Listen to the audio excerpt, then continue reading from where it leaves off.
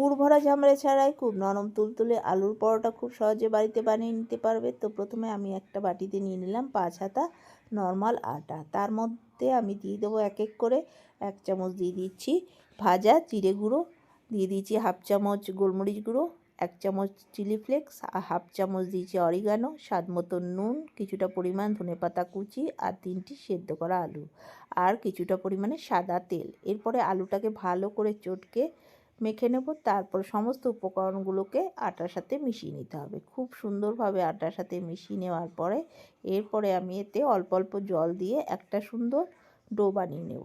জলটা কিন্তু একবারে বেশি দিলে কিন্তু ভালো হবে না, বেশি পড়ে যাবে, তাই জন্য অল্প অল্প জল দিয়ে মেখে নিতে হবে। এরপরে এর থেকে লেচি কেটে নেব। লেচি কেটে যে যেমন সাইজের পরোটা বানাবে সেরকম লেচি কেটে নেবে। তারপরে আমি লেচিগুলোকে গোল করে এবার আমি এটাকে বেলে নিচ্ছি। খুবই নরম তুলতুলে সুস্বাদু এই আলুর পরোটাটি খেতে কিন্তু দারুণ লেগেছে। কোনো ঝামেলা ছাড়াই খুব সহজে বানিয়ে নেওয়া যায়। তো আমার বেলা রেডি হয়ে গেছে, এদিকে চাটুও গরম হয়ে গেছে। এরপরে আমি একটা পরোটা দিয়ে উল্টে পাল্টে সেঁকে নেওয়ার পরে তারপরে অল্প অল্প তেল দিয়ে দু পিঠটা ভালো করে ভেজে নিচ্ছি।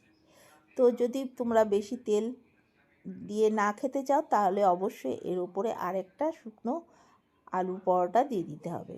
আলুর পরোটা দিয়ে ভালো করে চেপে তেলটাকে ওই পরোটায় লাগিয়ে নিয়ে উল্টে পাল্টে ভেজে নিলেই কম তেলে সুস্বাদু আলুর পরোটা খুব সহজে বানিয়ে নিচ্ছি। তো কেমন লাগলো ভিডিওটা অবশ্যই তোমরা কমেন্টে জানাবে।